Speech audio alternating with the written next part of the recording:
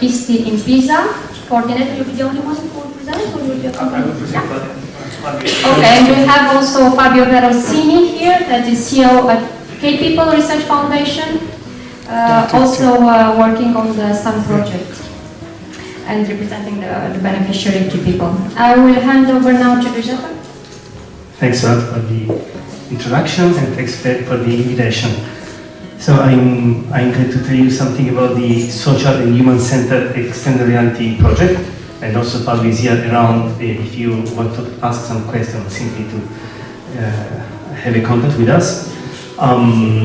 In a very few sentences, the idea behind behind SUN is the following: we are trying to address the current limitation in the technology for making extended reality real, especially in consideration of creating applications that offer new opportunities for social and human interaction using extended reality, of course. Here I'm going to tell you a few information about which limitations we have identified and how we are addressing them, starting from the problem of poor scalability. When you build a new application, you have to start every time from scratch when you build your visual world.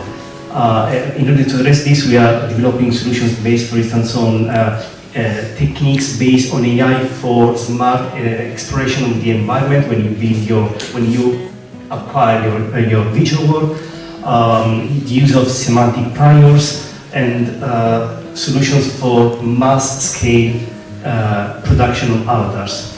And of course, all items that are acquired, objects, environment, etc., are stored in a platform and made reusable for future applications. Other limitation that we are going to address is the poor mixing between the visual and the physical world.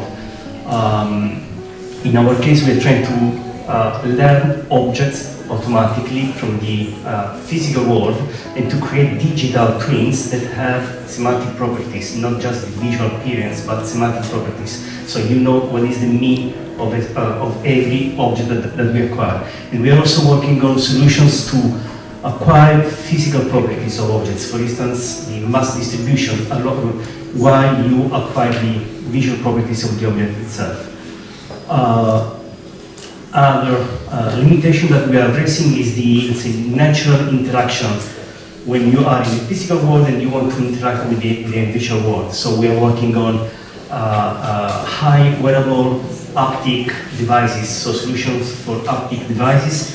We are relying on EMG decoding in order to predict what is the intentional movements of users of a visual world. Thermal feedback to have a realistic feeling when you want to touch some visual object, and immersive analytics for extended reality in order, for instance, to pose estimation, gesture recognition, etc. Other limitation is the someone has already introduced in previous presentations, the resource constraint of nowadays devices. They do not have a lot of computing power. For instance, you cannot handle very large 3D models, very large visual environment.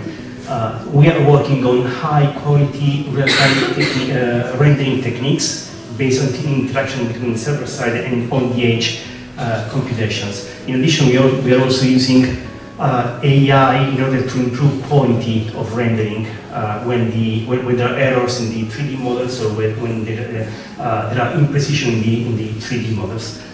Okay.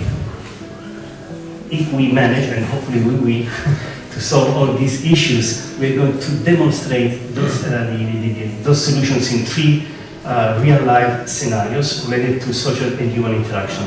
First one is the use of extended reality for rehabilitation. The idea is to have a person being able to perform rehabilitation at home, for instance, while the doctor is in the office, and having the feeling that they are together in the same space, interacting and receiving physiological parameters, etc.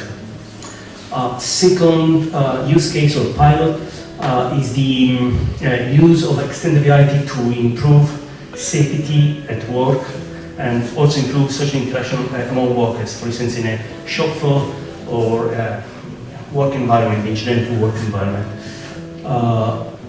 Last but not least is the use of extended reality to improve quality of life for persons that have serious mobility and verbal communication disease. Imagine a person which is blocked in bed or on a wheelchair, which by using extended reality is able to participate virtually in a party with friends or walk in a park with friends or meet relatives, even if they have these limitations.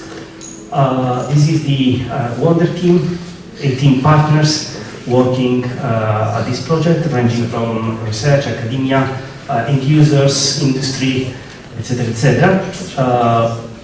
And it is 11 months of a 36 months project, so still a long way to go, but we already have some results. I and Fabio are here around if you want to catch up or